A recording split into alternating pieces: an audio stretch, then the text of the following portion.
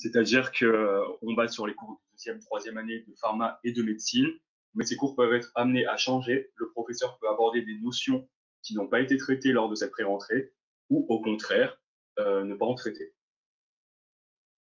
Donc attention, vraiment, le cours de physio peut être amené à changer. N'apprenez pas vraiment ce diapo-là, mais plutôt essayez de réfléchir sur ce que l'on va faire aujourd'hui.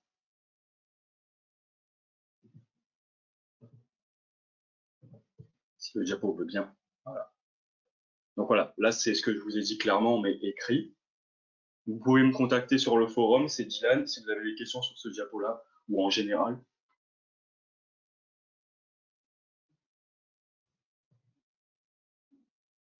Donc la physio, très rapidement en chiffres.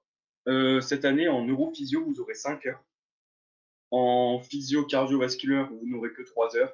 D'ailleurs, vous ferez la physio cardiaque la semaine prochaine. Physio respiratoire, ça sera 4 heures. Physio digestif, 3 heures. Et physio hormonal, ça durera 2 heures. Physio hormonal, c'est tout ce qui est en rapport avec les glandes, avec la glande parathyroïde, thyroïde, et j'en passe.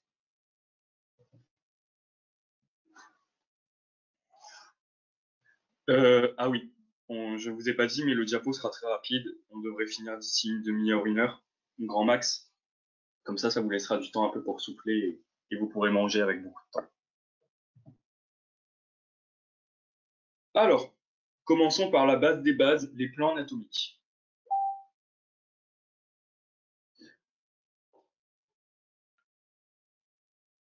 Les plans anatomiques ne sont pas spécifiques au cerveau. Les plans anatomiques existent pour pouvoir séquencer et séparer le corps. On a plusieurs types de plans. Donc, comme vous voyez ici, on va pas monter ça.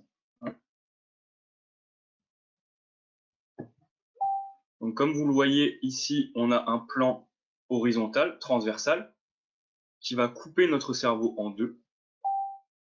Donc là, en une partie haute et une partie basse. C'est comme si vous aviez un pain à burger que vous le coupiez en deux pour faire votre burger, vous aurez une partie haute et une partie basse. Vous avez le plan sagittal, lui, qui va couper le cerveau en une partie gauche et une partie droite. Donc c'est le plan que vous voyez en jaune. Et vous avez le plan frontal, lui, qui va couper le cerveau en une partie avant et une partie arrière. C'est le plan que vous voyez en rouge, ici.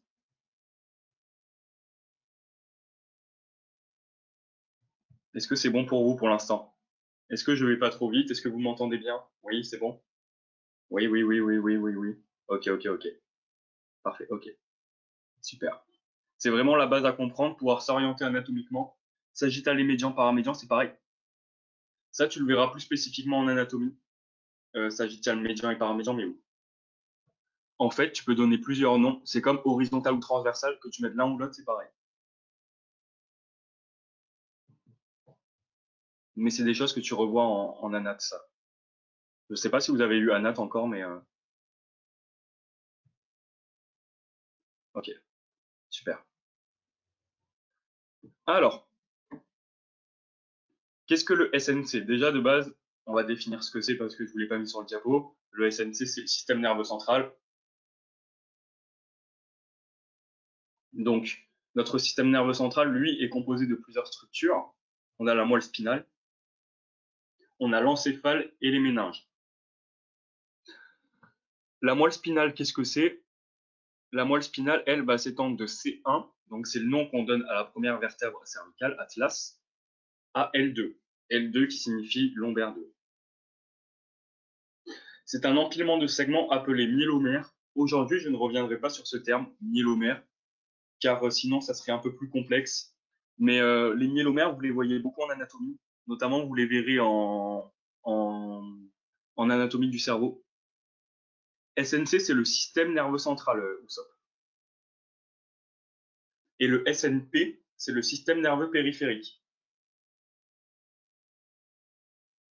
Pas de problème.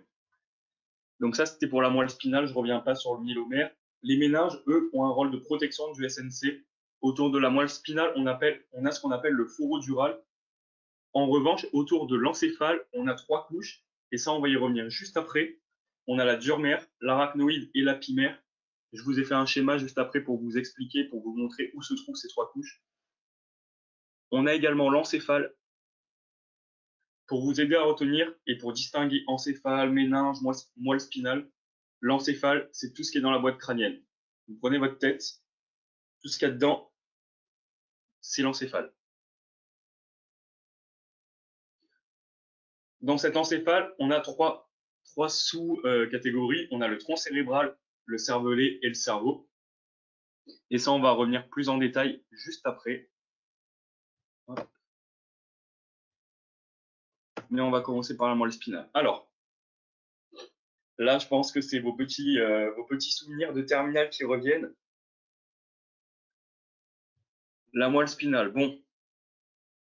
Ce schéma, normalement, doit vous rappeler un peu vos souvenirs de terminale, de SVT.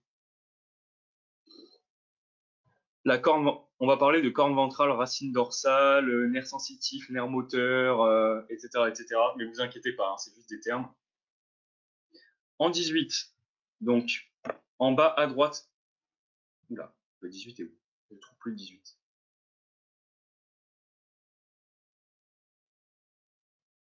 Ouais. En bas à gauche, là-haut, on dit votre corne ventrale motrice. Alors, on va faire le schéma dans l'ordre, c'est-à-dire qu'on va partir du nerf spinal. Notre information arrive.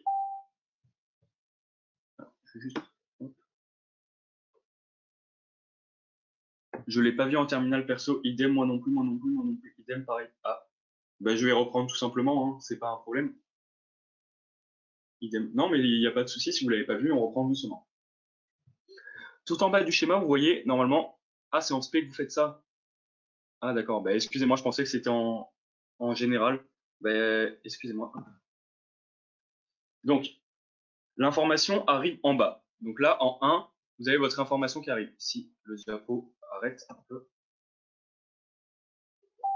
Bon, voilà. En 1, tout en bas, vous avez votre information qui arrive. Votre information est sensitive. Pourquoi? Car vous devez traiter l'information avant qu'il y ait un mouvement volontaire ou involontaire. Imaginons, on est dans le cas d'un réflexe myotatique, c'est-à-dire que vous êtes chez le médecin. Par exemple, le médecin va taper sur votre genou, et là, vous allez avoir la contraction involontaire de votre genou que l'on appelle réflexe myotatique. C'est le petit test avec le maillet que le médecin vous fait généralement quand vous êtes jeune. Là, vous allez avoir une information sensitive. Pourquoi? Parce que au début, votre information n'est pas motrice, vous n'avez pas encore le déclenchement de ce réflexe-là. Vous savez juste que vous avez la sensation.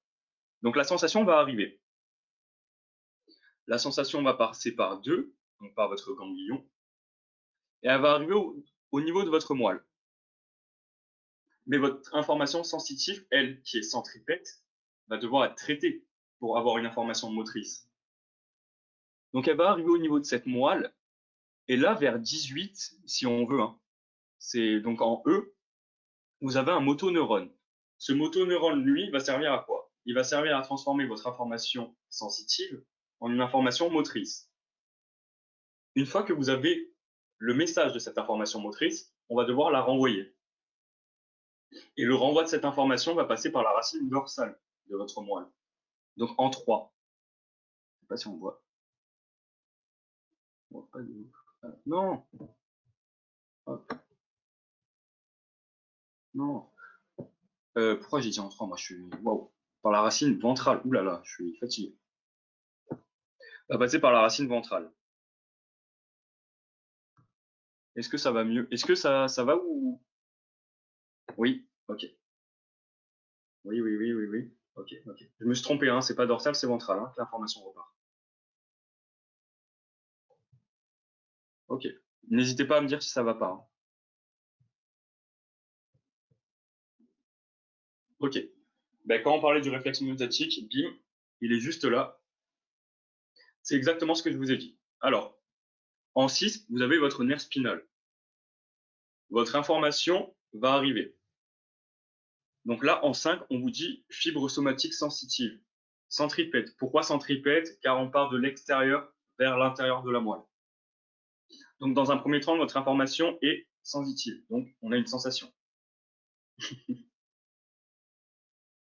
Ensuite, on va doucement arriver, hop, à votre neurone sensitif ici en 1. Votre information va continuer. Hop, elle va arriver jusqu'au motoneurone en 2. Traitement de l'information, information sensitive, boum, information motrice. On repart par la racine ventrale. L'information qui était centripète quand elle était sensitive devient centrifuge en étant motrice, car on part de l'intérieur vers l'extérieur. Et là, vous avez déclenchement de votre réflexe une fois que ça arrive.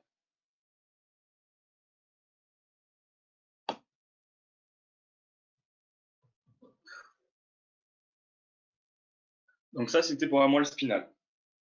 Tout à l'heure, on a vu que dans le SNC, il y avait plusieurs types. Moelle spinale, encéphale et méninge. Là, on va passer à l'encéphale. Alors, le tronc cérébral. Le tronc cérébral est composé de 3 parties. Il faut connaître les schémas. Non. Alors, je ne comprends pas l'enchaînement des actions. Solène, je te réponds et après je te réponds à toi, Cyril. Alors, comme je t'ai dit, le réflexe myotatique. Normalement, c'était un schéma où la jambe était pliée et il tapait sur le tendon d'Achille. On va prendre l'exemple du médecin cette fois-ci. Tu vas chez le médecin, il te tape sur le genou. Tu vas avoir une sensation avant un mouvement involontaire.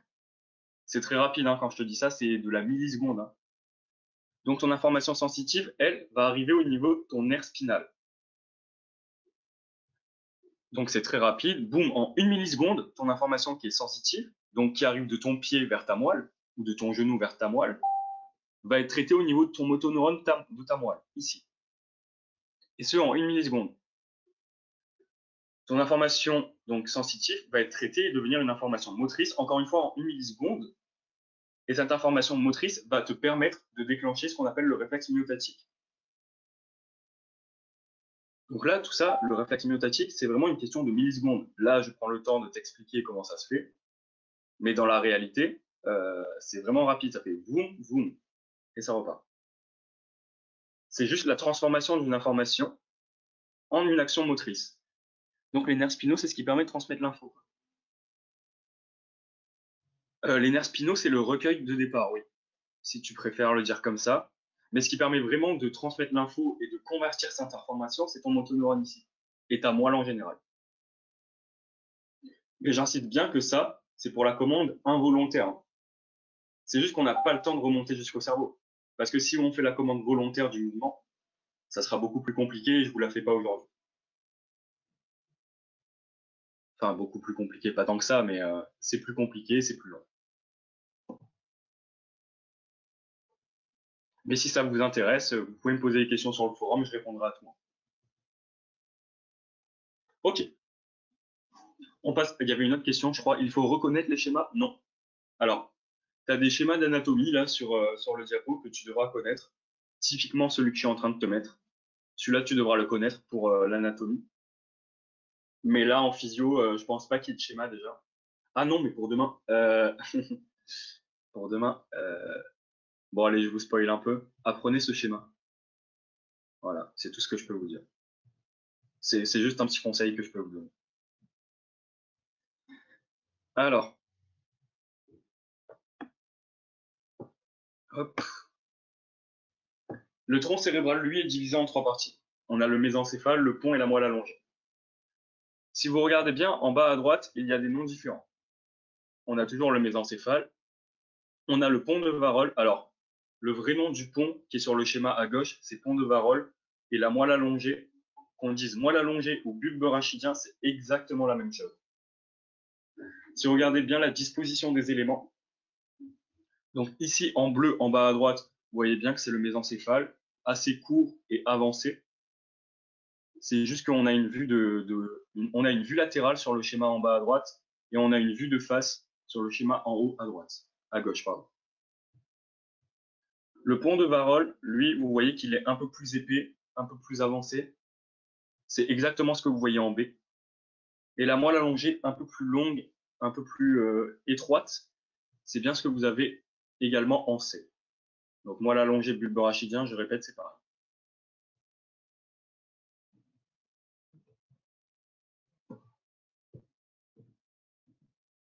Ah, ok. Donc, on a encore des schémas. Ceux-là, vous n'avez pas besoin de les apprendre pour demain. Donc, là, vous voyez, il y a beaucoup de couleurs, il y a beaucoup d'infos. Alors, là, je vous ai mis pédoncule cérébrelleux 23 et 27. 23 qui est en bleu, c'est pour désigner la vue antérieure. 27 qui est en gold, un peu jaune, c'est pour désigner la vue latérale qui est en bas à droite. Donc là, vous vous demandez, mais pourquoi on parle de pédoncule cérébrelleux d'un coup, quel est le rapport? Là, on va le voir vraiment avec le cervelet, car tout est lié en anatomie, et vous le verrez juste après. Donc, dites-vous que les pédoncules cérébrelleux vont servir à quelque chose juste après. Ce n'est pas le cas des colliculus, on verra juste maintenant. Donc les colliculus supérieurs et inférieurs, 4 et 5, que l'on retrouve à gauche sur notre schéma, juste ici. Et les corps géniculés, 1 latéral et 2 médial, que l'on retrouve juste à droite des colliculus sup et inférieurs. Hop. Ça, ne l'apprenez pas forcément, ça ne va pas vous servir vraiment en physiologie, en neurophysio, mais bon, je ne pouvais pas distinguer les schémas et j'étais obligé de tout dire. 24 et 26, donc 24 que vous voyez ici, c'est les espèces de 2 petites cornes qui sortent sur le schéma de vue antérieure. Et 26, c'est ce qui dépasse un tout petit peu dans la vue latérale. C'est un nerf. Alors, pour l'instant, vous ne les apprendrez pas. Vous les verrez en anatomie, encore une fois. Anatomie et physiologie, ça va de pair. Vous ne pouvez pas réviser de la physiologie neuronale sans connaître bien votre anatomie neuronale. C'est indispensable. Donc, vous avez 12 paires de nerfs à apprendre. Je ne vous l'ai pas fait aujourd'hui, mais sachez que le nerf 3, c'est le nerf oculomoteur, et que tout à l'heure, on verra le nerf 5, et le nerf 5, c'est le nerf trijumeau. Je comprends pas trop à quel niveau du cerveau on se situe. Ok, on n'est pas du tout au cerveau. Hop. Alors attends. On est juste un peu en dessous en fait. Tu vois, on arrive vers le cervelet. Là, tu as ton cerveau, à proprement parler, hein, bien sûr. Et là, nous, on est juste en dessous. Si tu veux, là, tu as ton cervelet qui est juste derrière. Là, il y a ton cerveau. Et juste en dessous du cerveau, tu as cet empilement de mésencéphale, pont et moelle allongée. On est dans le prolongement du cerveau vers le bas, si tu veux. Est-ce que ça va mieux, Malisa, ou ça t'aide pas trop, ce que je te dis là?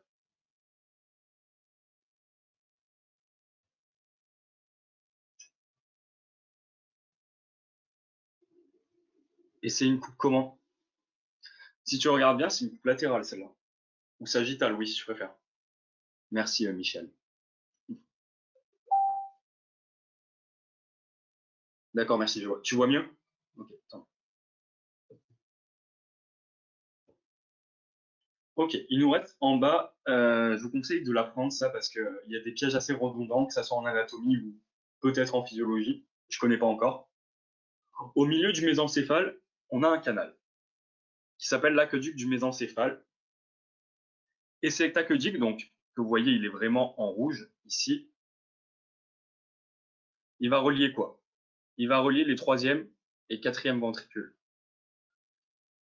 Il y a des pièges assez fréquents sur ça, sur ce qu'il fait. Donc, tout ce que vous devez retenir, c'est que l'aqueduc du mésencéphale relie les 3e et 4e ventricules. On ne vous demandera rien de plus compliqué là-dessus. En tout cas, pas en première année. Donc là, c'était pour le mésencéphale. On est toujours dans le tronc cérébral et cette fois, on va regarder le pont. Tout à l'heure, je vous ai dit que les pédoncules cérébreux servaient à quelque chose. Et bien, c'est maintenant qu'on va le voir, car le pont que vous voyez ici, et je vais vous le montrer plus avant. Hop, pardon. Regardez en bas à gauche. Le pont va être relié au cervelet que vous voyez tout à droite. On le voit juste un peu. On voit juste des bouts dépassés. Ben, ce pont va être relié grâce à ces pédoncules cérébrelleux au cervelet. Donc le rôle des pédoncules cérébrelleux est de relier notre pont à notre cervelet.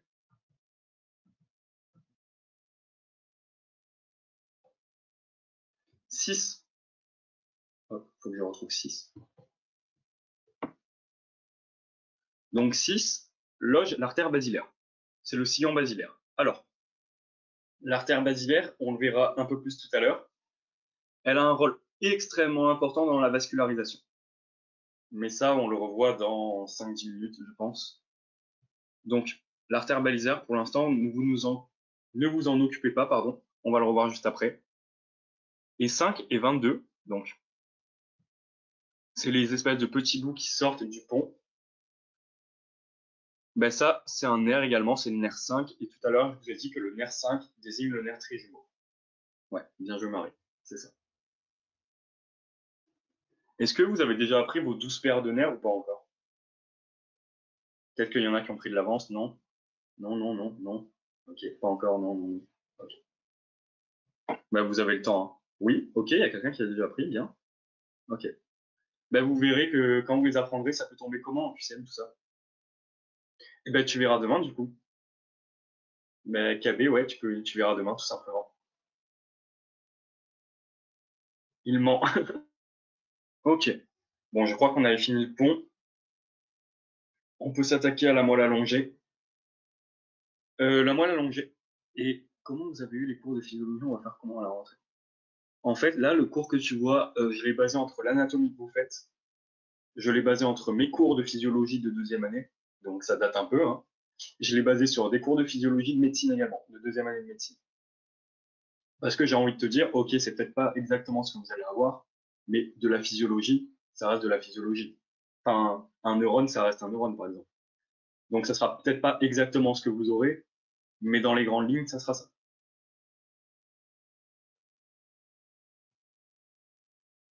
Et je vous rassure, hein, la physiologie neuronale, c'est vraiment pas ce qu'il y a de plus compliqué. Mais là, ce qu'on fait, c'est pour introduire la physio, c'est ça. Je suis pas allé dans le trop compliqué parce que si vous le faites pas, ça serait dommage. C'est vraiment des bases anatomiques et le début de la physiologie. Là, on n'est même pas encore dans la physio, hein, c'est juste des rappels anatomiques, voire vous introduire la physio. La moelle allongée, je ne vais pas rentrer dans les détails. Vous avez le diapo si vous avez envie de regarder. Pourquoi? Parce qu'en fait, c'est des informations balancées comme ça. Je n'aurais peut-être pas dû mettre cette diapo et qui ne vont pas aboutir sur la suite de ma présentation. Du coup, je ne vois pas l'intérêt de vous présenter ça aujourd'hui. En revanche, je peux vous laisser le diapo. Et si vous avez des questions, vous pouvez les poser sur le forum, que ce soit sur la décussation des pyramides, voire la voie pyramidale, car ça rentre dans un autre domaine après et que je n'ai pas du tout traité juste après. Donc, pas grand intérêt à faire ça aujourd'hui. Sachez juste que la moelle allongée se trouve dans le tronc cérébral et l'une des trois parties du tronc cérébral. Hop, et que je vais vous remontrer le schéma. Hop. Que moelle allongée, bulbe rachidien, c'est pareil.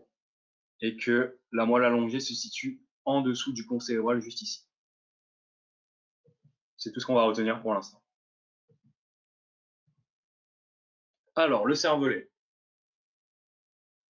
Tout à l'heure, on avait vu que le cervelet était relié au pont, ou plutôt que le pont était relié au cervelet, par les pédoncules cérébrelleux. Ce cervelet, juste ici, est formé de deux hémisphères latéraux. Donc, gauche, droite. Jusque là, ça va. Et d'une partie centrale, le vermis, donc c'est l'espèce de petite ramification, pas vraiment ramification, mais juste ici, en fait, ce qui est un peu grisé et qui dépasse un peu. Ça, c'est le vermis. On vous dit quoi ensuite? On vous dit que ce cervelet-là, ça, c'est des informations importantes, par exemple, que le cervelet est composé de deux hémisphères, c'est important. Savoir où est le vermis, c'est important. Le cervelet contient le cerveau. Alors non, pas du tout, Anne. Le cervelet et le cerveau, c'est deux choses différentes. Alors, je vais te montrer. Hop, je vais essayer de te montrer un schéma plutôt clair. Par exemple, alors je vais décaler ça. En vert foncé, tout en haut, donc dans le schéma en bas à droite, en vert foncé, en haut, tu as le cerveau, à proprement parler. En jaune, un peu orangé, en bas à droite, tu as le cervelet, qui se situe juste en dessous. Mais normalement, j'ai un schéma qui explique un peu mieux que ça. Je vais essayer de te trouver ça. Ou c'est peut-être après, hein. Voilà, ce schéma est magnifique. Là, tu as le cervelet. Donc le cervelet, c'est ce qui est un peu grisé. Donc le cerveau, il est tout en haut. Ton cervelet, il fait suite en bas. Donc il est un peu grisé, il a des traits horizontaux. En avant de ce cervelet, ou en arrière de ce cervelet, en 9C, Du coup, tu as le mésencéphale. En 9B, tu as le pont. Et en 9A, tu as le bulbe rachidien ou moelle allongée. Et ce tout forme le tronc cérébral en 9.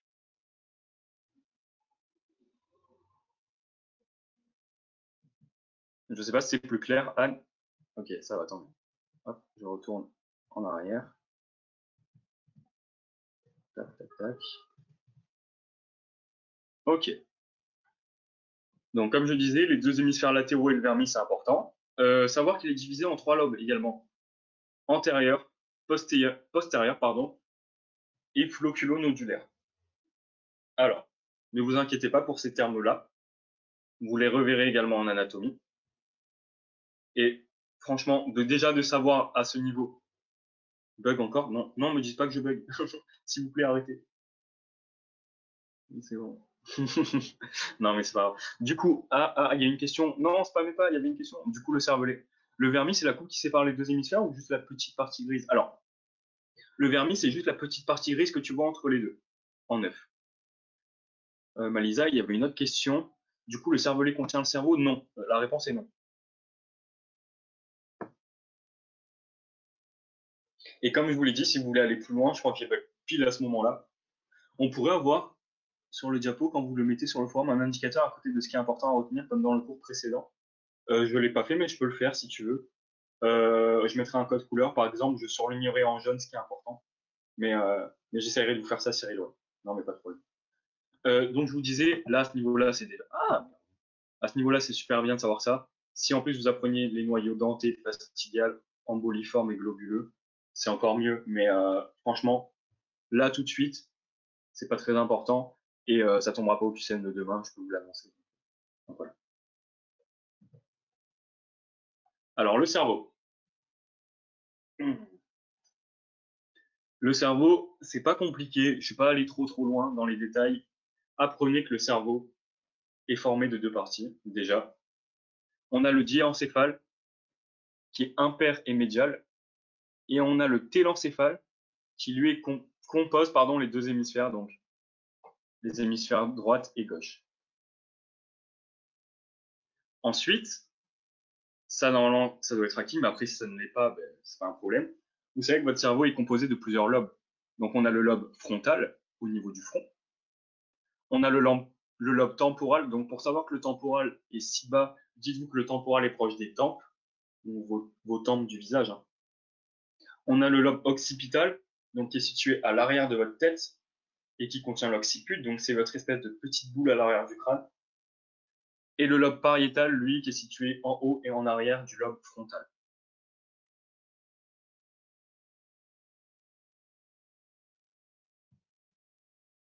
Ensuite, on parle les scissures, je ne vais pas revenir dessus non plus. Sachez juste, pardon, qu'il y a une scissure centrale, donc la scissure de Rolando, oui, comme le joueur de foot. La scissure latérale, donc la scissure de Silvius, et en 4. Donc là, vous avez les numéros 1. Donc, votre scissure de Rolando, elle est située entre votre lobe frontal et votre lobe pariétal. Votre scissure latérale est située entre vos lobes pariétal, frontal et votre lobe temporal. Et vous avez le sillon occipital, lui, comme son nom l'indique, qui est au niveau de l'occipital, donc en 4. Ce schéma n'est pas à apprendre, c'est juste pour vous repérer, pour vous donner une idée des différents lobes, des différentes scissures. Les scissures sont virtuelles. Bonne question. Bonne question. Si tu veux, comment t'expliquer ça? En gros, les scissures sont virtuelles dans le sens où elles t'aident à départager les lobes, mais au niveau anatomique, tu as quand même des scissures. Enfin, je sais pas comment t'expliquer ça. Plus français. Mais en gros, ça sert juste à donner un ordre d'idée pour différencier les différents lobes, pour les séparer, si tu veux. Pour dire, OK, à partir de là, on a le pariétal. À partir de là, OK. Alors, différence entre sillon et scissure. Scissure, c'est vraiment une distinction, donc une séparation. Un sillon, c'est plus un espace qui va contenir quelque chose. Par exemple, on a le sillon de l'artère basilaire qui va contenir l'artère basilaire. Je ne sais pas si c'est plus clair comme ça. Scissure, c'est vraiment une distinction entre deux choses. Sillon, c'est plus quelque chose qui peut contenir quelque chose. Enfin, quelque chose. C'est plus... ouais, on va dire ça comme ça. Sans vous embrouiller, on va dire ça comme ça. Ok. Donc là, on a fini la petite partie ANAT. On va vraiment s'attarder sur la neurophysio, mais avant ça, on va faire des petits rappels. Donc, hop, ça je décale. Tout à l'heure, je vous ai dit que l'encéphale était composé du tronc cérébral, du cerveau et du cervelet. On va faire des petites questions. De quoi est composé le tronc cérébral?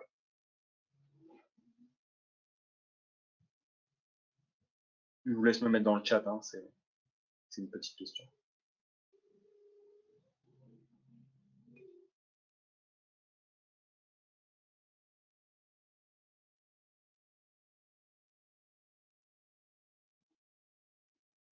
Mésencéphale, ouais.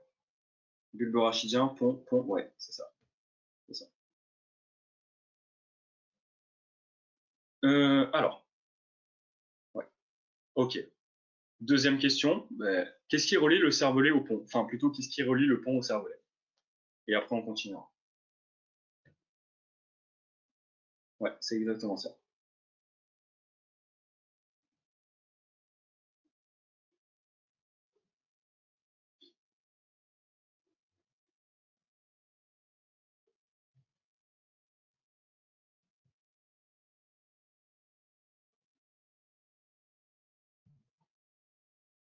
Non, hop,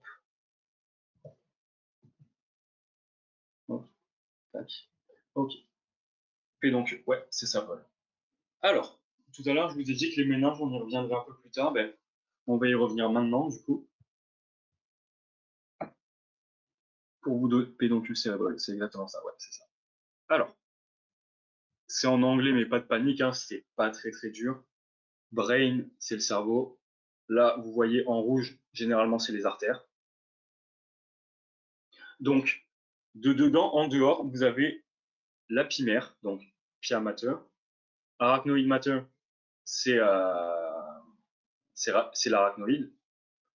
Et la dure mère est juste ici. Donc, imaginons que je vous pose une question. Les méninges sont composés de dedans en dehors. Quand on vous dit de dedans, c'est-à-dire qu'on va partir de notre organe référence. Notre organe référence, c'est le cerveau, là, dans ce cours-là. Donc, de dedans en dehors, on a bien l'apimère, l'arachnoïde et la dure mère. Est-ce que ça va? Est-ce que jusque-là, ça va? Oui, oui, oui, oui, oui, ok. L'une des choses les plus importantes. Non. Ah, qu'est-ce qu'il y a, Maïssa? Non, pourquoi?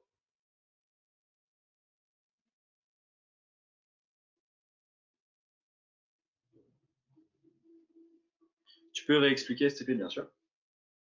Quand je vous ai dit de dedans en dehors, le dedans, faut faire au plus proche de notre organe référence. C'est-à-dire que là, c'est notre cerveau.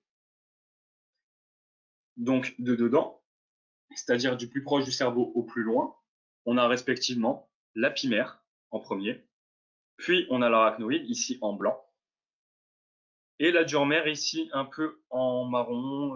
Ouais, c'est marron. Et ça, c'est les méninges. C'est ce qu'on appelle les méninges, qui ont un rôle de protection. Donc, leur rôle essentiel, c'est la protection du cerveau. Est-ce que ça va mieux ou toujours pas? Dis-toi que c'est 3 couches qui vont juste servir à protéger le cerveau et auxquelles on a donné 3 noms vu qu'elles ne se ressemblent pas trop. Voilà, en gros.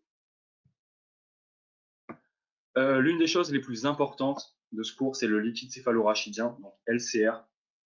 Celui-là, vous allez le manger pendant beaucoup, beaucoup d'années. Même moi, en quatrième année de pharma, on peut se dire, on n'est pas amené à le rencontrer, on le voit partout. Il est vraiment partout. Donc, si vous connaissez maintenant, c'est bon pour tout le reste de vos études. Arachnoïde, waouh. Franchement, moi, j'ai juste appris mes méninges dans l'ordre. J'ai pas vraiment appris que l'arachnoïde, c'était parce qu'il y avait des fils. Mais si ça t'aide à le comprendre comme ça, oui, tu peux. Et après, c'est peut-être la vraie origine, hein. Peut-être qu'ils se sont dit arachnoïdes parce que ça faisait des fils. Mais c'est un bon moyen mémotechnique, ça, Cyril. Franchement, ça aide à retenir. Du coup, le LCR. Apprenez que ce LCR est renouvelé 5 fois par jour. Donc, qui n'est pas composé d'éléments figurés du sang, Donc les éléments figurés du sang, ça vous le voyez Ah, vous le verrez au second semestre. Vous le verrez beaucoup en biocell. Il est formé au niveau des plexus choroïdes. Alors, je ne vais pas rentrer dans le détail des plexus choroïdes, sinon on va s'éloigner un peu. Mais sachez juste que le liquide céphalorachidien est formé au niveau des plexus choroïdes, c'est une certitude.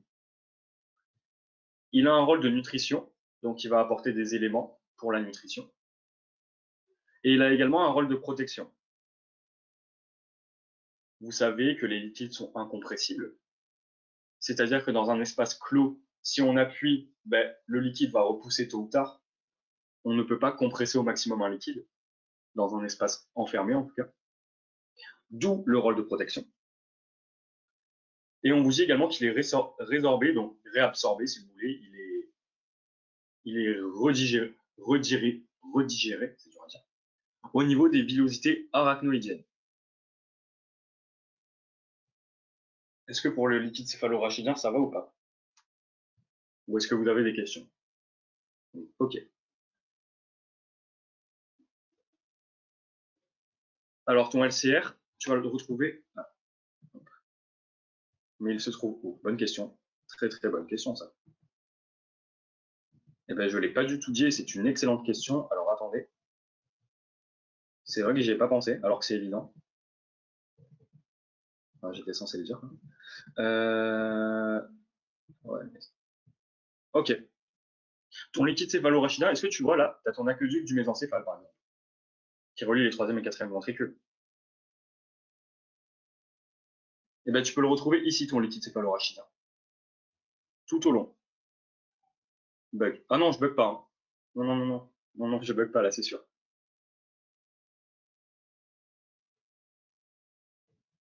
Ton liquide céphalorachidien, tu peux le trouver partout. Partout dans l'endroit où je t'ai montré, bien sûr. Et, hop, on va retourner là.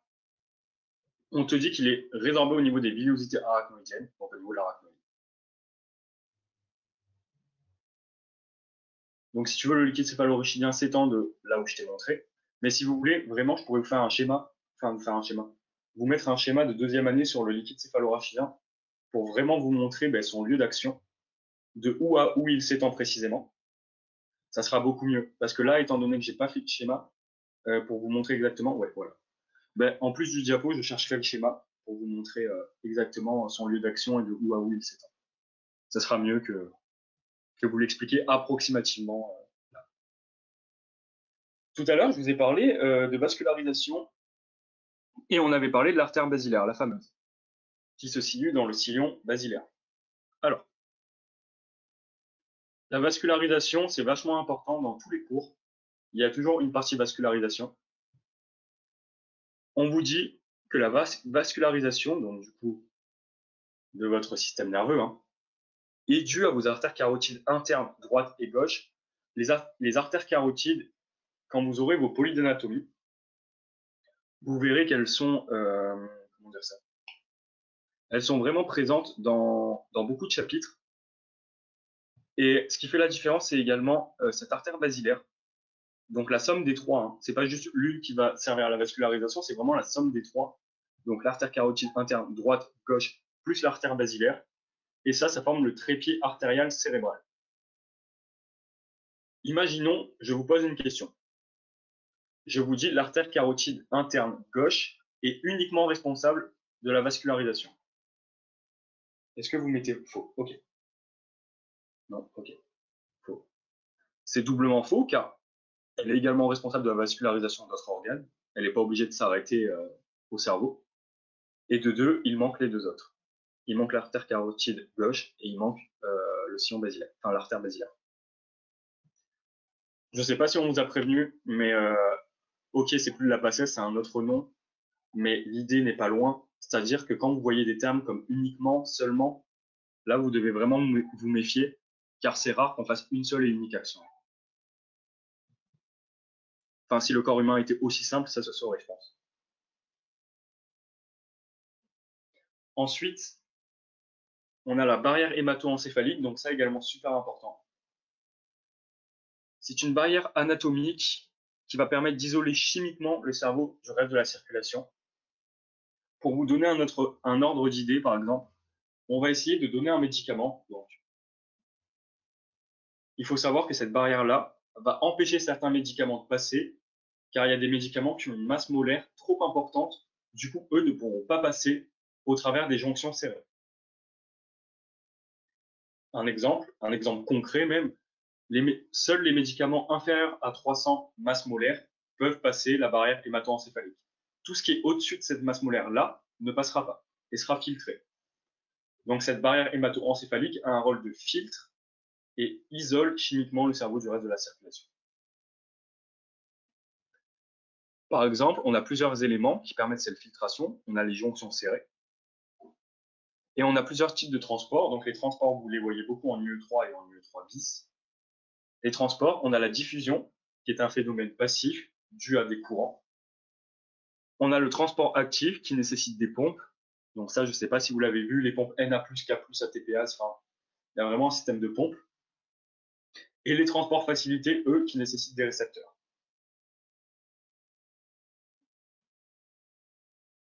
Elle est située à quel niveau, la barrière hémato-encéphalique? Elle est située au niveau du cerveau, la barrière hémato-encéphalique. C'est vraiment un filtre pour le cerveau, en tout cas pour celle-là.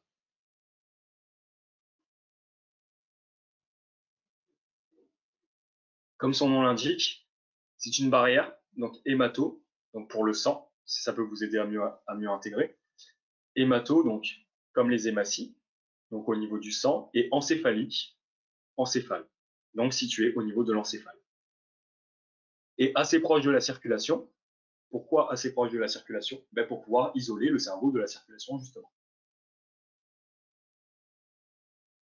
Est-ce que c'est plus clair, Oscar, ou pas? Ok, tant mieux. Ensuite, on a le tronc cérébral. Bon, on n'y revient pas, on en a parlé tout à l'heure, qui est composé du bulbe, du pont et du mésencéphale. Et là, on arrive à quelque chose d'un peu plus, pas plus compliqué, mais d'un peu moins important, je dirais, même si c'est surligné. C'est à côté de la pimère ou rien à voir? Tu parles de la barrière hémato-encéphalique? Alors non, la barrière hémato-encéphalique et la pimère, ce sont deux choses distinctes. Faut pas confondre encéphale et méninge, regarde. C'était dans la première diapo. J'avais parlé des méninges, donc qui composaient le SNC, mais également de l'encéphale, qui sont deux choses distinctes. Pardon.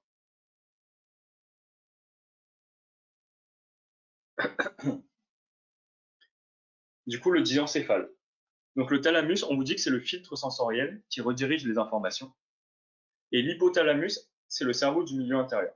Donc qui va réguler vos échanges, par exemple vos échanges hydriques, votre balance potassium-sodium et plein d'autres que vous verrez sûrement dans d'autres cours. Je ne sais pas si vous avez de l'UE3, mais il y a un cours qui s'appelle Régulation du milieu intérieur. Et vous verrez tout ça en détail et vous verrez le rôle de l'hypothalamus qui est vraiment prépondérant dans cette partie-là des cours.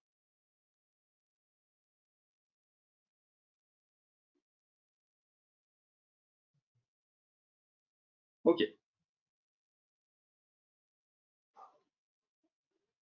Donc là, c'est un peu le rôle de chacune des parties. Là, sur le télencéphale, j'ai pas envie que vous reteniez qu'il y a des substances blanches d'axones myélinisées, des substances grises de noyaux gris centraux. Ça, vraiment, pour l'instant, c'est pas important. Ce qui m'importe, c'est juste que vous reteniez que dans le télencéphale, il y a un corps calleux qui relie les deux hémisphères et que le cerveau est latéralisé. Ces deux termes, latéralisé et corps calleux, alors, je ne sais pas si j'ai mis un schéma. Normalement, il y a un schéma du corps calleux. Évidemment, je ne l'ai pas mis. J'ai pas mis le corps calleux. Aïe, aïe, aïe. J'ai pas mis le calleux. Aïe, aïe, aïe, aïe. J'ai pas mis le calleux sur mes schémas, mais une fois de plus, hein.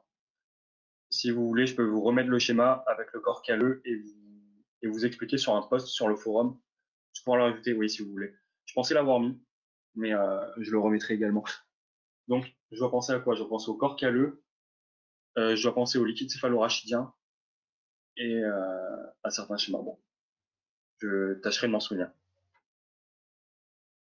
Bah, du coup, pas tout de suite. Je pensais l'avoir mis, c'est ma faute. Le cervelet, quant à lui, c'est le centre nerveux qui est chargé de la coordination des mouvements et du maintien de la posture. Donc, si on vous dit que c'est le cerveau qui est responsable de ça, c'est faux. Moelle épinière, dans le canal rachidien, est protégée par 3 couches de méninges. Donc voilà, le rôle des méninges est vraiment un rôle de protection. On a le bulbe en L2. Alors, hop, je vais vous montrer après en vrai. Je vais faire les trois. Ok, on a le bulbe en L2 qui se termine par le cône médulaire et le phylum. Vous inquiétez pas, ça je vais vous montrer sur le schéma. Pour le télé, qu'est-ce qu'on entend ici par latéralisé STP? Alors, c'est le cerveau qui est latéralisé, c'est-à-dire qu'il est composé de deux hémisphères. Pardon. Latéralisé, c'est juste qu'il y a un côté gauche, si tu veux, et un côté droit. C'est pas plus compliqué que ça. Ah, juste ça, ok. Ouais, c'est juste ça. C'est juste pour te dire qu'il y a un hémisphère gauche et un hémisphère droit. Et on a une émergence de 31 paires de nerfs rachidiens. Une fois de plus, je ne vous l'ai pas mis sur le schéma, mais je vais pouvoir vous montrer les deux autres. Donc le bulbe en L2 et le cône médulaire suivi du phylum. Vous verrez, c'est très schématique. Alors, hop. Je crois que c'est le premier schéma en plus. Vraiment. Ok, alors, le cône médulaire se situe ici, en 4. Ici, ben, de toute façon, ça forme bien un cône, vous voyez. Donc ici, en 4, on a bien le cône médulaire. Et ici, en 3, on a bien le phylum. Donc vous pouvez bien remarquer que c'est très schématique, vous ne pouvez pas vous tromper. Forme de cône, forme de fil, c'est réglé. C'est pas plus compliqué que ça.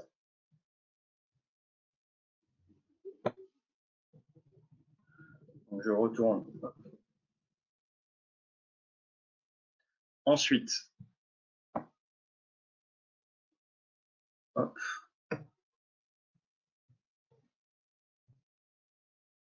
Là, on rentre dans la physiologie brute, c'est-à-dire qu'on va vraiment parler des cellules. Alors, là, je vous ai parlé du neurone, mais il n'y a pas que ça. Il y a d'autres cellules qu'on appelle les cellules gliales. Je vous les ai pas mises, mais je vous les mettrai si ça vous intéresse, les cellules gliales, mais elles ont un rôle beaucoup moins important que le neurone. Car le neurone est l'unité fonctionnelle du SNC. Donc, chaque organe a sa propre unité fonctionnelle.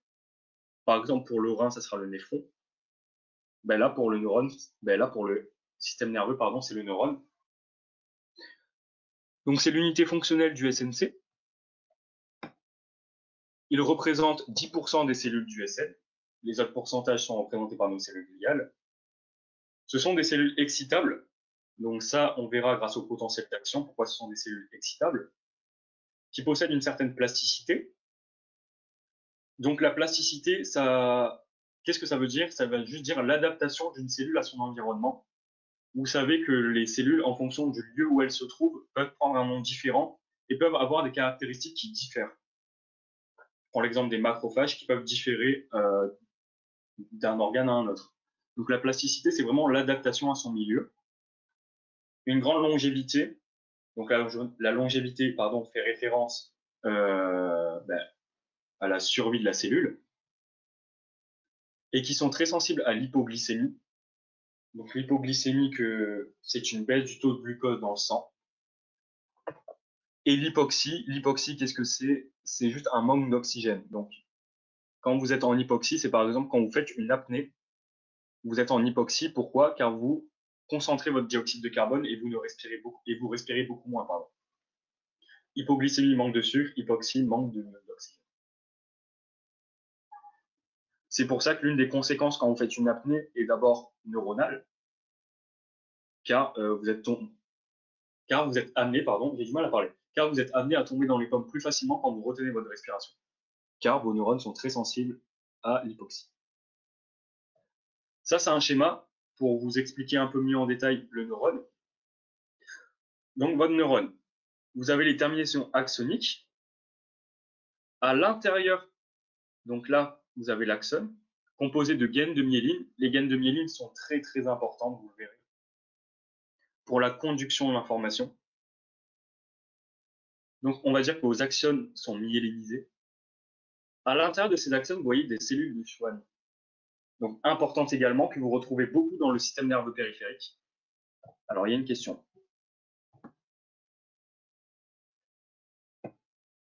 Gaine de myéline sur le schéma Oui, oui, oui, c'est ça. C'est ça, c'est des gaines de myéline. Donc, en faisant de l'hypoglycémie, on peut perdre des neurones. Mais de toute façon, ton cerveau est super intelligent. À chaque fois qu'une cellule meurt, une autre est reconstruite. Ça va super vite. T'as pas le temps de manquer de neurones. T'as pas le temps de te retrouver en manque de neurones, quoi qu'il arrive. Parce que ton corps est habitué à sécréter, à sécréter et à sécréter. C'est un mouvement perpétuel entre mort de cellules et reconstitution, dans tous les cas. Donc là, vous avez votre noyau. Là, votre soma. Alors, ce schéma n'est pas à apprendre dans vos cours, mais je vous conseille vraiment de le connaître. C'est vraiment la base du neurone. Et là, vous avez vos terminaisons dendritiques juste ici. Et vos nœuds de Ranvier, là, sont situés entre vos gaines de myéline et permettent le saut saltatoire. Donc, saltatoire, c'est-à-dire qu'on va faire de saut en saut. Donc, on va sauter de nœud de Ranvier en nœud de Ranvier. Par exemple, celui qui est tout à droite va sauter à celui qui est un peu plus à gauche, ainsi qu'un peu plus à gauche, pour avoir une conduction saltatoire, donc par saut, du potentiel d'action. Et le potentiel d'action, on va voir plus en détail ce que c'est juste maintenant. Alors, juste avant, on va devoir classer nos neurones, car comme vous le voyez, il y a des classifications fonctionnelles, des classifications structurales et des classifications anatomiques. La classification fonctionnelle, comme son nom l'indique, fait référence à la fonction du neurone. Donc, tout à l'heure, je vous ai dit qu'il y avait différents types de nerfs, par exemple. Il y avait des nerfs qui ont une action motrice, des nerfs qui ont une action sensitive. Ben, bon, pour les neurones, c'est pareil. Il y a des nerfs sensitifs, et des neurones sensitifs et des neurones moteurs. On reprend le schéma qu'on avait tout à l'heure du réflexe myotatique. On avait vu le neurone sensitif afférent qui font transiter l'information sensorielle vers le cerveau. Tout à l'heure, je vous ai dit que l'information sensitive était centripète, c'est-à-dire qu'elle vient de l'extérieur vers l'intérieur. Donc elle vient de l'extérieur vers l'intérieur. Du coup, elle va rejoindre notre cerveau. Cette information sensitive, une fois traitée, va donner lieu à une action motrice, donc efférente, c'est-à-dire qu'elle va être centrifuge. Donc elle va faire transiter les informations de notre cerveau en direction de nos différents muscles, muscles striés-squelettiques, lisses, cardiaques, les glandes. Ça rejoint un peu l'idée qu'on avait tout à l'heure sur le réflexe myotatique. Et ensuite, on a les neurones d'association, donc les interneurones. Peut-être que certains ont vu l'année dernière en terminale, qui eux vont rester dans le système nerveux central et qui vont moduler l'activité des neurones communication entre deux neurones. Je ne sais pas si c'est très clair. Ils peuvent activer, amplifier ou inhiber l'activation d'un neurone. En gros, cette association, cette communication entre deux neurones peut servir à activer ou à inhiber l'action d'un neurone. J'ai pas compris c'est quoi la différence entre efférent et afférent. Afférent, je vais prendre un exemple. Afférent, c'est de l'extérieur vers l'intérieur. Efférent, c'est de l'intérieur vers l'extérieur. Je ne sais pas si c'est plus clair.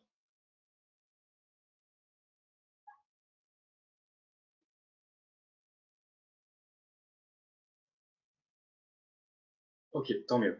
Ils contrôlent un autre. Alors, afférent, tu absorbes, efférent, tu émets. Mais Cyril, tu es trop fort. Bon, ben, vous avez le dieu des moyens mémotechniques dans le chat dans tous les cas, donc j'adore tes moyens mémotechniques, mec, en tout cas, c'est incroyable. Du coup, il y avait une question, ils contrôlent un autre. Ouais, en gros, si tu veux, tes neurones d'association ou interneurones, eux, peuvent inhiber ou amplifier l'activation de l'autre.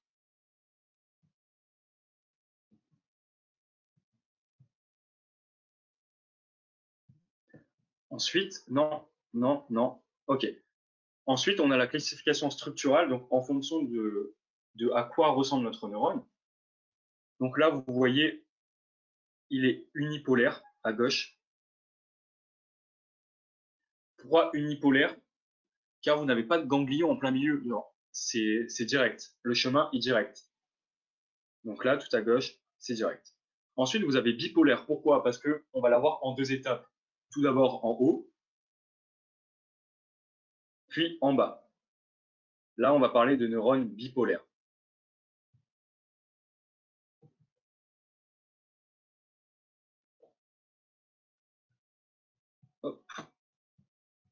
Ensuite, on va parler de la classification anatomique. Donc tout à l'heure, je vous ai dit par exemple qu'en fonction du lieu où se trouve la cellule, elle peut prendre un nom différent. Et bien c'est le cas. On a les cellules pyramidales dans le cortex cérébral. Donc vos neurones dans le cortex cérébral, on va les appeler cellules pyramidales ou neurones en étoile.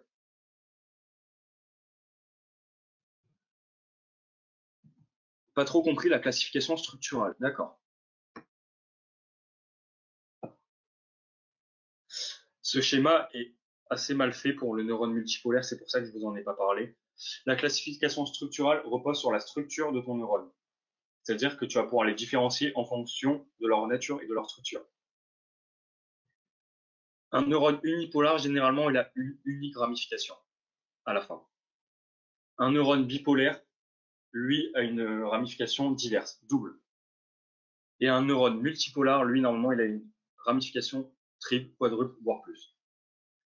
Assez mal représenté sur ce schéma-là, en tout cas. Mais sache que tu différencies tes neurones grâce à leur structure. Et ensuite, tu peux déterminer c'est quoi les ramifications. Une ramification, c'est une séparation. Si tu veux, là, ici, une ramification, ça va être une divergence en ce point-là, tout en bas. Là, vous voyez, il y a 3 points en bas, à gauche, au milieu et à droite. Mais normalement, il y a une séparation plus impressionnante, pardon. Donc là, tu n'as aucune ramification, par exemple, sur l'unipolaire, mais sur le bipolaire, tu auras une ramification double, donc une séparation en 2 points. Ah, c'est pas les mêmes, je pensais que c'était un avant-après. Non, non, non. C'est pas les mêmes. C'est pas les mêmes du tout.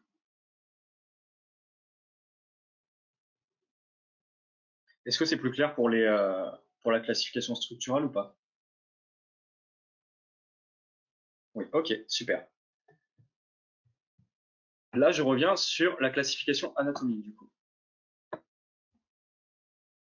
On vous dit que c'est des cellules aux très nombreuses et diffuses ramifications présentes dans le cervelet, et exclusivement dans le cervelet. Donc en gros, vos neurones dans le cervelet, on va les appeler les cellules de Purkinje.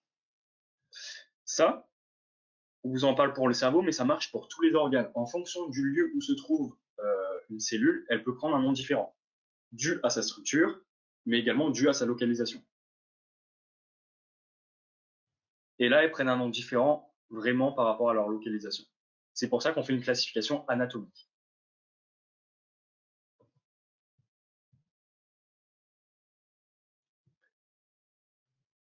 C'est quoi la différence entre en étoile et pyramidale? Alors, hop. C'est juste deux noms différents. Alors, j'ai pas appris la différence. Je vais pas te mentir, hein. J'ai pas appris la différence entre cellules pyramidales et neurones en étoile. Tu pourrais regarder si tu veux. Personnellement, j'avais juste appris que les deux se trouvaient dans le cortex cérébral. Mais c'est une excellente question, mais j'ai pas la réponse là tout de suite. Je regarderai dans mon cours, mais repose la question sur le forum, je te répondrai. Mais là tout de suite, je sais pas. Si tu veux, après, vu qu'on finira un peu avant, si tu veux, tu restes un peu. Je regarderai à la fin de l'heure, comme ça je te réponds directement. Alors, là, on passe à la transmission de l'influx nerveux. Donc, ce schéma-là va vous aider, mais comme pas possible. Il est vraiment super bien détaillé et il vous aide énormément pour comprendre la transmission de l'influx nerveux. On vous dit en haut que le potentiel de repos se situe à moins 70 millivolts. Donc là, sur l'axe des ordonnées, c'est un potentiel de membrane qui est en millivolts. Sur l'axe des abscisses, c'est le temps en millisecondes. Votre potentiel de repos, se situant à moins 70 millivolts, ne sera jamais déclenché au-delà de la valeur seuil. C'est-à-dire qu'il faut une contraction suffisante, par exemple, il faut un choc suffisant pour pouvoir déclencher ce potentiel d'action. Imaginons votre médecin, j'aime bien l'exemple du médecin, veut déclencher votre réflexe myotatique et met un coup de marteau, mais vraiment infime. Le coup de marteau qui sert à rien, juste il effleure votre genou. Il n'aura pas atteint le seuil et il ne va rien se passer. En revanche, s'il appuie assez fort, il va réussir à dépasser cette valeur seuil et déclencher ce potentiel d'action. Donc c'est également ce qu'on vous dit dans la définition. C'est un déclenchement au-delà du seuil, donc qui fait référence à la loi de tout ou rien. soit on atteint le seuil, soit on ne l'atteint pas, mais il n'y a pas d'entre-deux. C'est une variation transitoire, pas compris. D'accord, je reprends. Ton potentiel d'action va être déclenché au-delà d'un certain seuil. Donc la loi de tout ou rien stipule que si tu atteins le seuil, tu auras du coup déclenchement de ton potentiel d'action, mais si tu n'atteins pas ton seuil, il ne va rien se passer.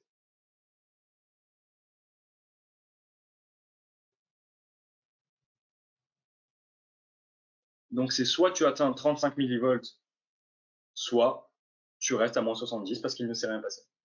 Ton but là, c'est de dépasser ta valeur seuil pour pouvoir déclencher ton potentiel d'action.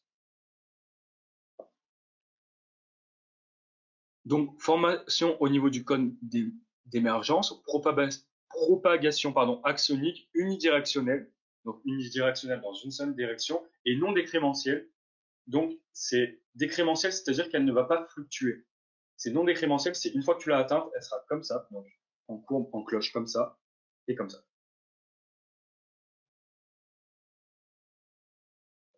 On vous dit que votre potentiel d'action est déclenché. Je vais virer ça, j'arrive pas à lire.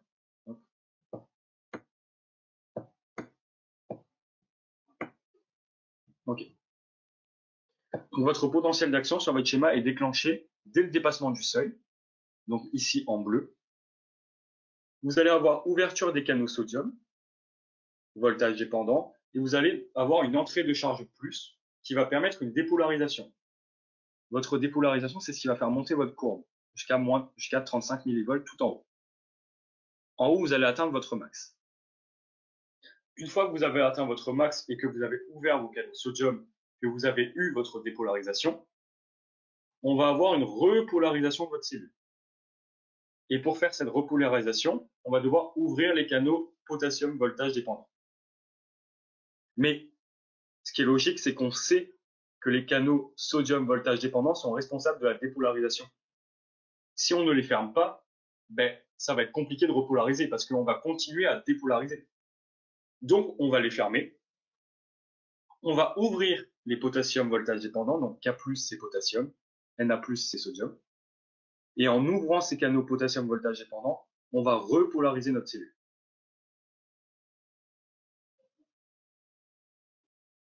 Mais des fois, on peut arriver à avoir un petit problème. On va avoir une sortie en trop grande quantité de notre potassium. Et du coup, on va se retrouver en hyperpolarisation. On a trop repolarisé. Et là, comment on peut faire pour revenir à la normale? Revenir à notre potentiel de repos. On sait qu'on a fait sortir trop de potassium. Et on sait également que le sodium est responsable de repolarisation, de dépolarisation, pardon. Là, on va jongler entre le sodium et le potassium pour revenir à ce potentiel de repos. Et pour pouvoir jongler entre les deux, on va utiliser une pompe Na+, K+, ATPase pour pouvoir revenir à notre potentiel de repos et ainsi revenir à la normale. Est-ce que vous voulez que je reprenne plus doucement ou est-ce que ça va? Oui, vous voulez? Ok, je reprends. Non, ça va. Ça va, non, ça va. Tu peux reprendre. Ça va, ça va. Ok. Non, c'est pas une enzyme, c'est une pompe. Une pompe, en gros, ta pompe, tu vas lui donner de l'énergie, donc de l'ATP. Grâce à cette énergie, elle va permettre les échanges entre sodium et potassium afin de réguler et pouvoir revenir à un potentiel de repos. En gros, ta repolarisation, elle va être en trop grande quantité. Et pour pouvoir revenir à ton potentiel de repos, il faut vraiment jongler là-dessus. Tu n'as pas le choix de toute façon. Je vais quand même reprendre pour certains. On part de notre potentiel de repos à moins 70 millivolts. On veut un potentiel d'action. Donc du coup, il faut qu'on dépasse ce seuil de moins 50 millivolts pour pouvoir déclencher le potentiel d'action. On va réussir à déclencher notre potentiel d'action suite à un stimulus assez important. Donc on va avoir une dépolarisation. Cette dépolarisation est due à l'ouverture des canaux sodium voltage dépendant. Donc là, on a notre potentiel d'action. Mais le potentiel d'action, il n'y en a pas qu'un. Il n'y a pas que celui-là. Nous, notre but, c'est d'avoir une courbe sigmoïde. C'est-à-dire que là, on va avoir un potentiel d'action, mais juste derrière, on va en avoir un deuxième, un troisième, un quatrième. Donc, une fois qu'on a atteint le max, on a envie de repolariser pour refaire pareil. Pour repolariser, on va fermer les canaux sodium voltage dépendant et on va ouvrir les canaux potassium voltage dépendant. Donc vos canaux K+, ici. Sauf que, en ouvrant ces canaux K+, voltage dépendant, on va trop repolariser et on va arriver à ce qu'on appelle une hyperpolarisation de la cellule. Et nous, notre but, c'est de retourner à ce potentiel de repos pour pouvoir refaire un potentiel d'action juste après. Donc pour revenir entre guillemets à la normale, il faut arriver à jauger le nombre de sodium nécessaire et enlever le nombre de K+ en trop. Et pour ça, le meilleur régulateur, ça sera une pompe. Et cette pompe, c'est une pompe Na+, K+, ATPase, qui va permettre vraiment la régulation entre le sodium et le potassium. Est-ce que c'est plus clair ou pas? N'hésitez pas à me dire si c'est pas clair, hein, je peux reprendre une troisième fois. Mais du coup, il faut qu'il y ait un équilibre entre K+, et Na+, pour être au potentiel de repos. Pas nécessairement un équilibre, il faut juste le K+ nécessaire et le Na+ nécessaire. Tu verras dans tes cours que souvent, tu as plus de Na+ en extracellulaire, plus de Na+ en extracellulaire et plus de K+ en intracellulaire, par exemple. C'est pas forcément un équilibre pur. Tu n'auras pas autant de K+ que de Na+. Il faut juste que les valeurs de référence soient là. C'est-à-dire que de base, si tu avais 300 Na+, il faut que tu sois à tes 300 Na+.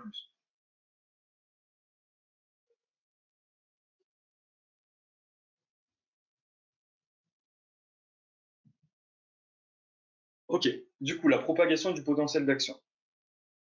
On vous dit que c'est continu. Tout à l'heure, on avait vu qu'il y avait de la myéline, et quand on n'a pas de myéline, donc souvent il y a des maladies, je ne sais pas si vous connaissez, comme la sclérose en plaques, on a des défauts de myéline. Donc l'information sera moins rapide à arriver. On aura une propagation du PA plus lente.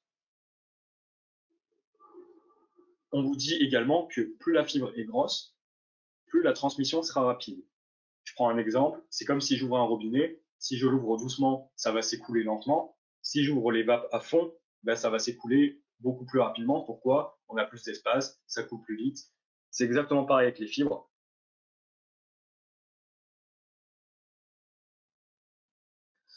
Millimètres pour quelques millisecondes de différence. Je ne comprends pas ta question, Michel.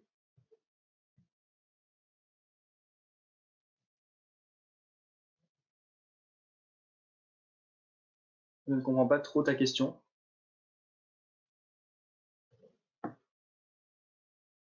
Même pour quelques millisecondes de différence? C'est-à-dire? Même pour quelques millisecondes de différence, c'est-à-dire? Si la myéline est moins épaisse. Mais en fait, tu auras quelques millisecondes de différence, oui. Mais le plus grave, là, en fait, si tu as une fibre un tout petit peu moins grosse, la transmission sera quand même rapide. Ce qui va vraiment faire la différence, c'est ton absence de myéline carrément. Enfin, la différence, tu la remarqueras très très peu si tu as une fibre un tout petit peu moins grosse que l'autre. En revanche, si tu as une absence de myéline et une fibre avec myéline, là, tu remarqueras beaucoup plus la différence. Je sais pas si c'était ça ta question, mais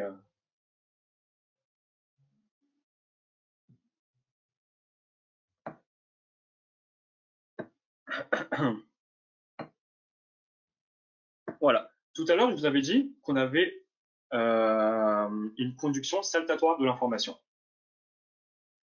qui est hyper bien traduit ici par la flèche rouge en haut à droite. Ça sert à quoi la propagation du PA? De proche en proche, ça sert à transmettre une information. Ta propagation de PA, tout simplement, va transmettre l'information de proche en proche, et ensuite tu auras des synapses. Donc ça, c'est ce que vous voyez pour certains en SVT, pour certains non, visiblement. Mais en gros, tes synapses ensuite vont traduire une information. Donc souvent électrique, chimique, électrique. Et ensuite, tu auras du coup ton information. D'ailleurs, les synapses, tu en as une qui est sur le schéma en bas à gauche, juste ici. Mais je vous l'expliquerai un peu mieux sur le schéma de la synapse qui arrive juste après. Tout à l'heure, je vous ai dit que la conduction de l'information, donc la conduction du PA, était saltatoire. On le voit très bien ici. Les flèches rouges représentent le déplacement du potentiel d'action. et les flèches noires, les déplacements des ions positifs le long de la membrane. Là, vous voyez, on va sauter de nœuds de Ranvier. Donc là, les espèces de trous où il n'y a pas de myéline, c'est les nœuds de Ranvier. Et vous voyez que l'information saute de nœud de Ranvier en nœud de Ranvier. Si, je prends un exemple, si ma myéline était un tout petit peu plus longue, mon saut aurait été un tout petit peu plus long. Par exemple. La synapse, on vous dit que c'est une zone de communication entre neurones, ou entre un neurone et un effecteur ou un récepteur. Vous avez une synapse présynaptique qui va transmettre l'information, la synapse postsynaptique qui, elle, reçoit l'information. Et ça, normalement, on le voit juste après.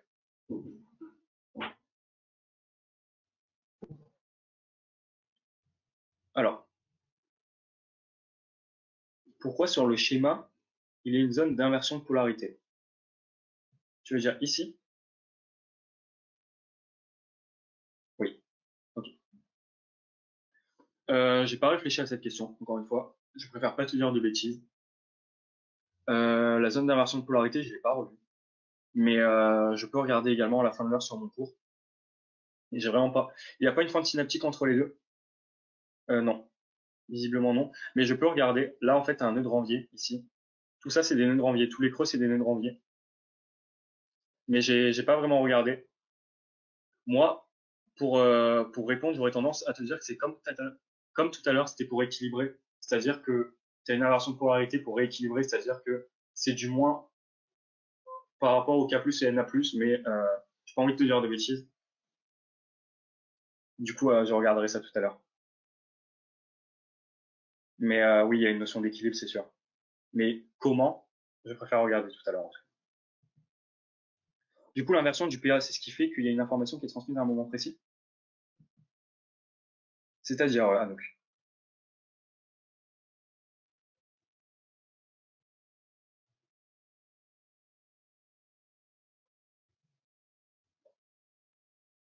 Je vois pas bien où tu veux en venir avec ta question. Je sais pas comment expliquer MDR. Ah. Attends, je vais essayer de comprendre du coup l'inversion du PA. Tu veux dire que l'inversion de la zone de polarité là, c'est ce qui fait que l'information sera différente? Enfin, je sais pas si c'était ça ta question. Non, non, non, pas du tout, pas du tout. L'inversion de polarité, non. Là, ce que vous voyez en noir, c'est le déplacement des ions positifs le long de la membrane. C'est pas du tout le déplacement de votre potentiel d'action. Attention, votre potentiel d'action, lui, est en rouge. Il est saltatoire sur vos nœuds de Ranvier et est vraiment schématisé en rouge. Là, ce qu'on vous met en noir ici, c'est vos ions positifs le long de la membrane.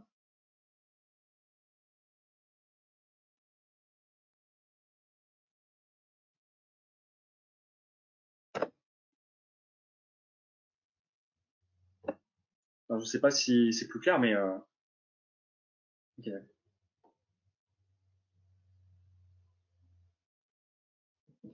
Hop. Je reviendrai à ta question. C'était qui? Malisa, je reviens à ta question à la fin pour la polarité. Fais-moi penser à la fin de regarder dans mon cours. Du coup, la transmission synaptique, et après c'est fini. Alors, ici en A, en 1, vous avez arrivé de votre potentiel d'action dû à l'ouverture de vos canaux calciques, donc du coup de vos canaux calcium. Attention, ne confondez pas avec les canaux sodium, qui est un piège assez fréquent. Ce calcium a un rôle super important pour les vésicules. Les vésicules que vous voyez, c'est les petits ronds qui comportent vos neuromédiateurs, c'est vos petits triangles, vont aller à la membrane. Pourquoi ils vont aller à la membrane? Pour pouvoir mieux libérer les neuromédiateurs dans votre fente synaptique. Votre fente synaptique, c'est un espace libre entre vos récepteurs en vert et vos vésicules contenant vos neuromédiateurs avec vos petits triangles.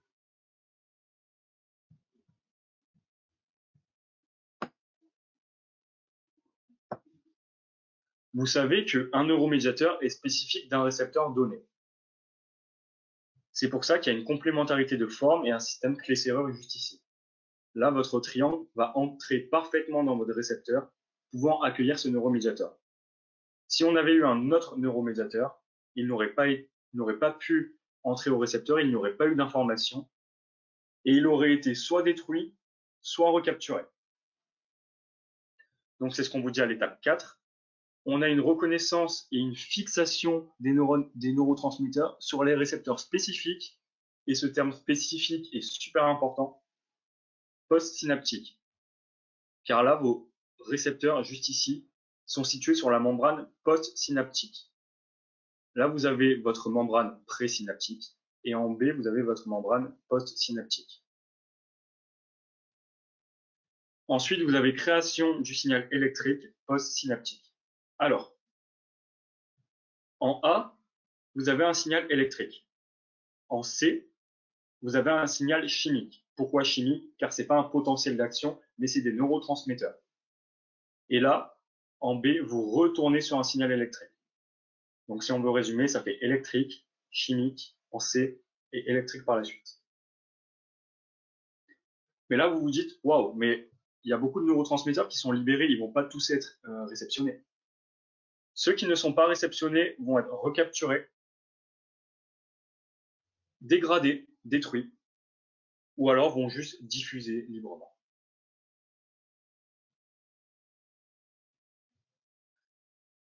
Cette régulation de l'exocytose, donc exocytose, c'est le phénomène de libération des neurotransmetteurs, et endocytose, c'est le phénomène inverse, c'est le phénomène qui consiste à attraper les neuromédiateurs, ou les neurotransmetteurs, c'est pareil.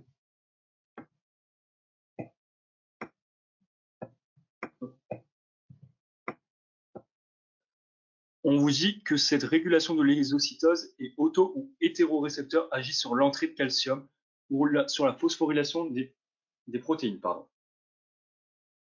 En gros, si on veut moins de neurotransmetteurs, il suffit de limiter l'entrée de calcium ici.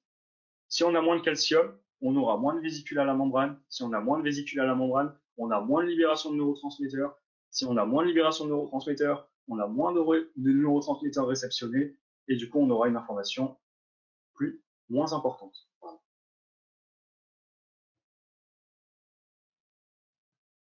Est-ce que ça va pour ça? Pour la transmission synaptique? Hop, il y a des questions. Oui, oui. Ces schémas, il faut les apprendre. Les NT sont sécrétés constamment ou il y a une réserve? On va voir s'il n'y a pas d'autres questions. Oui, oui, oui, oui, oui, oui, oui. Est-ce que vous pouvez répéter? Tu peux me tutoyer. J'ai que 21 ans. Hein. Alors, il y avait la question sur. Est-ce que vous pouvez. D'accord, je vais répéter et je vais répondre à la question. Les neurotransmetteurs sont sécrétés constamment. En fait, si tu veux, là, par exemple, ceux que tu n'utilises pas, ils vont être recapturés. Et ensuite, ils vont être remis. Donc, quoi qu'il arrive, tes neurotransmetteurs, tu en auras constamment. Ils vont être sécrétés, détruits, remis, sécrétés, détruits, remis, recapturés, sécrétés, recapturés. Donc, quoi qu'il arrive, tu en auras toujours. Ça veut dire quoi, NO en bas? NO, c'est un gaz. Si je te dis pas de bêtises, c'est le monoxyde d'azote. Oui, c'est ça, c'est le monoxyde d'azote. C'est un gaz, du coup. Et pourquoi un gaz ne peut pas être. J'ai pas lu le nota bene. Hein. Ça va bien? Ok. Pourquoi vos gaz ne sont pas stockés dans les vésicules? Ben, parce que si tu arrives à conserver un gaz dans ta vésicule, c'est qu'il y a un petit problème. C'est pas quelque chose que le monoxyde d'azote, généralement, c'est pas quelque chose que tu veux forcément stocker dans tes vésicules. Ensuite, pour répéter, je vais pas tout répéter longuement, je vais juste aller à l'essentiel. Là, tu as ton neurone présynaptique. Tu vas ouvrir tes canaux calcium.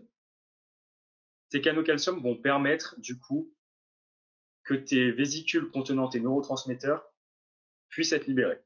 Donc d'abord, elles vont à la membrane. Il y a exocytose. Donc exocytose, c'est un phénomène qui consiste à libérer les neurotransmetteurs. C'est ce que tu vois en 4.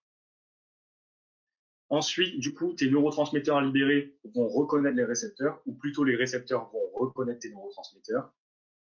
Le système clé-serrure, c'est juste pour dire, on le voit où le prénom cité en bas? En fait, le priming, quand on te dit préparation des vésicules avant exocytose, tu vois la flèche noire? En fait, c'est juste que tes vésicules, elles vont se dire, hop, je migre à la membrane, et hop, je me libère. C'est tout ça. C'est juste l'action de ta vésicule qui est là, en plein milieu de ton neurone présynaptique, et qui se dit, moi, je migre à la membrane et je libère mes neurotransmetteurs.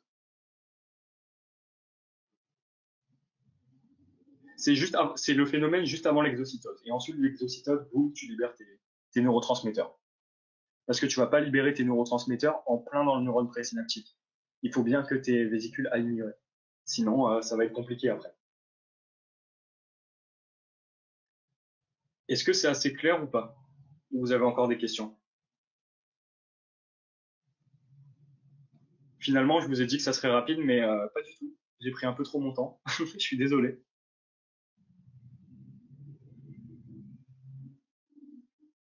En vrai, là, j'ai pas les réponses à tout, parce que moi, ça fait longtemps un peu la deuxième année. Mais posez vos questions sur le forum. En reprenant mes cours, je pourrais répondre à toutes vos questions. Là, il y avait des questions un peu techniques par moment. Et j'avais pas envie de vous dire de bêtises. Je préfère ne pas savoir et vous expliquer sur le forum plutôt que de vous dire des bêtises. Du coup, voilà. Du coup, on aura un truc pour savoir quel schéma apprendre. Je vous ai déjà dit que c'était le schéma du réflexe myotatique que vous devrez connaître pour demain en tout cas. C'est un conseil. Et sinon, les QCM vont porter sur l'ensemble de la présentation aujourd'hui. Tu peux me prendre en tant que parrain. Et désolé, moi je prends plus de tuté. Je me fais un peu vieux. En plus, il y a l'internat qui approche. Mais je prends pas de tuté, ça veut pas dire que je répondrai pas à vos questions, hein. Les QCM de demain, ça va se passer comment? Alors, du coup, j'ai fini. Je sais pas s'il y a un membre du bureau là. Là, je pense qu'on peut être en hors enregistrement. T'es en quoi sans indiscrétion? Je suis en quatrième année de pharmacie. Tu mettras un code couleur? Ah oui, alors il y a le code couleur que je dois mettre. Il y avait le liquide céphalorachidien, le petit rappel, et il y avait un autre truc aussi. L'inversion de polarité. Ok, j'essaierai de me souvenir de tout. Les QCM de demain, je sais pas si je t'ai répondu. En gros, tu vas faire tes QCM via des formulaires. Et à 10 heures, je crois que c'est à 10 heures, tu auras une correction détaillée, en tout cas, sur les QCM que tu auras fait de 8 heures à 10 heures. Je crois que c'est ça. Et le corps calé aussi, ouais. On est censé, alors pas du tout. Je vais être franc avec vous. Moi, je pense qu'en pré-rentrée, j'étais pas au point. Je pense que j'étais vraiment au point le jour de la rentrée. Enfin, au point. Quand j'ai au point, c'est que j'étais dans une optique de vraiment travailler le jour de la rentrée. Avant, pour moi, j'étais encore un peu en vacances, hein. Enfin, j'estime que l'année est assez longue pour qu'on soit à fond dès le début. Mais et si je peux vous donner un conseil, n'écoutez pas les autres. Vous avez toujours un petit vantard qui va dire moi, j'ai tout vu, j'ai tout vécu, je suis déjà à jour de partout. Je vous dis la vérité, souvent, je les ai pas revus en pharmacie ou je les ai pas revus en médecine ces gens-là. Malheureusement, hein. Mais n'écoutez pas les autres. Vraiment travaillez, donnez-vous à fond et ne comptez que sur vous-même.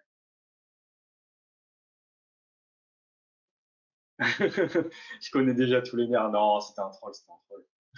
C'est pas possible. On a 2 heures de QCM entière. Ben, t'as beaucoup de matière, je crois, demain. T'as tous les QCM de la première semaine, il me semble. C'est un prank, exactement. C'est normal, les heures de TD et TP ne sont pas sur notre emploi du temps. Ben, en passe, vous n'avez pas de TD et de TP, hein. Oui, j'ai réussi primant, Luna. J'ai réussi primant. D'ailleurs, si vous allez sur le Instagram bien-être, vous pouvez constater que j'ai fait une petite remontada. Je suis passé de 1300 à 200e. Du coup, voilà. C'était ce que tu voulais faire, ouais. C'est vraiment ce que je voulais faire. Médecine, ça me plaisait pas. C'est une très belle filière, hein, mais c'est pas ce qui me convient. Et je voulais vraiment faire pharmacie.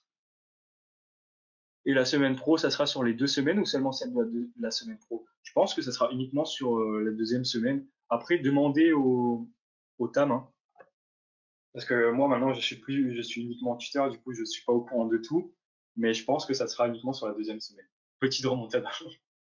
Tu es allé en amphi tous les jours? Non. Faut savoir que moi je suis quelqu'un d'assez dispersé, c'est-à-dire que si tu mets en amphi, je vais commencer à parler avec le voisin, je vais commencer